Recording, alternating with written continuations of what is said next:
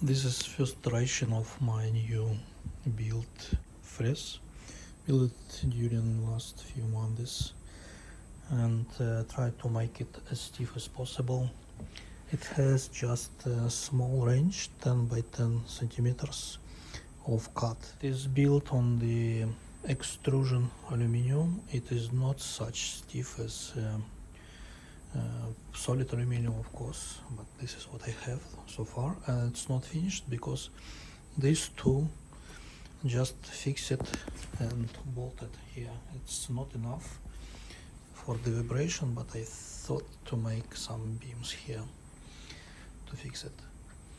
It is using the rails I bought before for my lathe, which I built a couple years ago, but then I just disassemble because I started working with the Sherlobe lathe. I bought these 4 rails and 8 guides, but because I need extra axis, I just use it 3 on x-axis, 3 on y-axis, and 2 on the z-axis. I start using the Nema 23 step motors with integrated driver, and it also has integrated encoder, so all in ones, and it works very well. It holds the position, it knows about the position. It's huge benefit. It costs more, but it's more beneficial, I believe. Then I also use this ball screw. I think it is 12, I believe, millimeters. And then I use the timing belt to pass the power from the step motors, because I don't want to align all these axes. Then thrusted bearings and the regular bearings to keep the axis from one side and from another side. This is end stops, induction end stops, which I use for homing, and it also has the soft limit to other direction.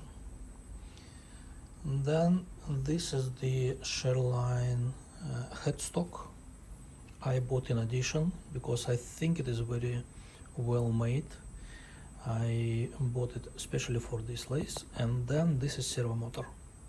I use it instead of standard motor for Sherlobe because it is quieter, and I think it has more torque.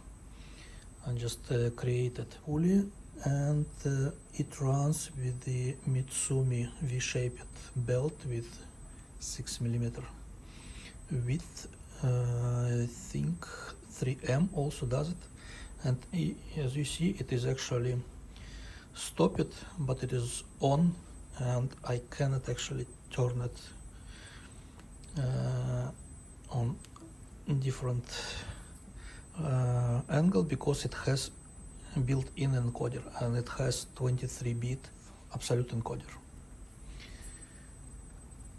Then it also has this side where I plan to put this headstock here in order to use it as a lathe.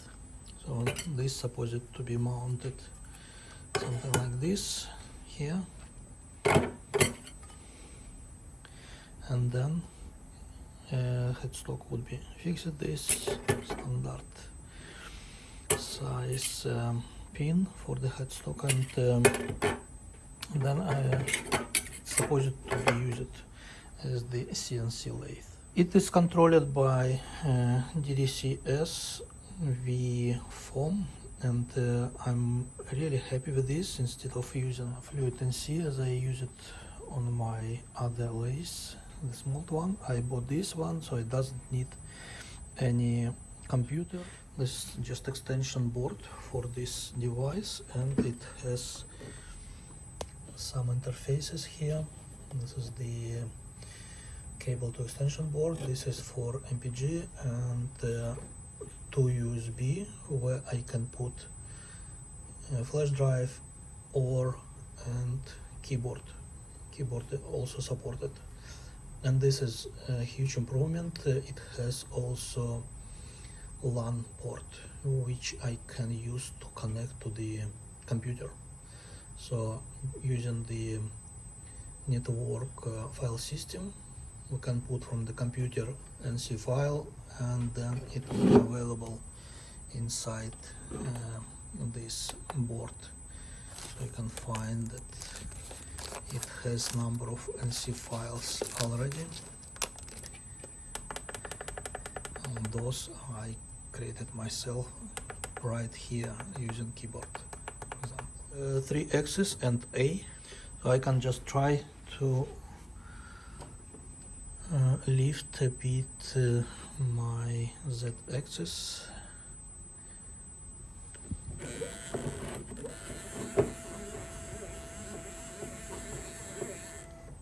And then I can home it, shift, home, all axis. So Z first, then X. And then Y. Yeah, and then I can try to drive it. I need to stop A first.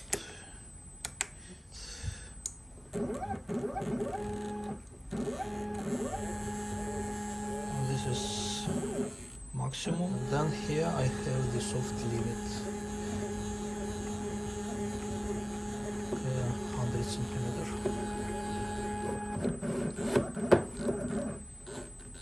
So it doesn't move. The same on X. So here we have this. It also have soft limit here, plus minus, and other direction as well. So I cannot move it more. I can see those guides, and this is thrust bearing, and this is regular bearing, because timing belt push it on the side. And it's all connected with these aviation connectors to the extension boards. And this is pretty much it, and I think it works pretty well. It's a lot of surround stuff. This is servo motor and its control block, which you can control from here, but normally you control, of course, from this device. And this is the cast iron block. This is the waffle maker from maybe 40s or 50s. You can see it's rounded. I just cut it in the way so I can put this device here. It's all from this device. You can see the pattern inside. It is what was put in the waffle. Actually, it's inside of between these two. And I cut it so it is perpendicular to this rod. And one will be also put here. So I need to make it flat. This is what I did with this.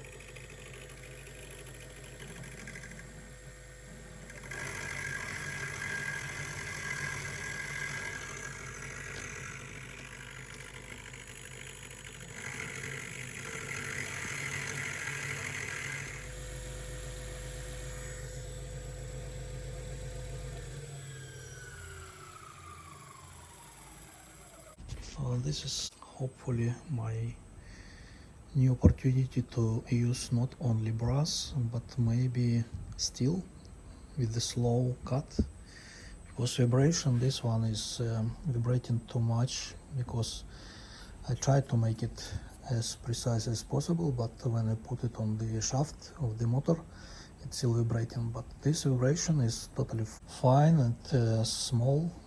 I added here timing wheel to put another timing wheel here, or to put a side encoder. Now let's see how it would work. Thank you for watching, and welcome to your comments.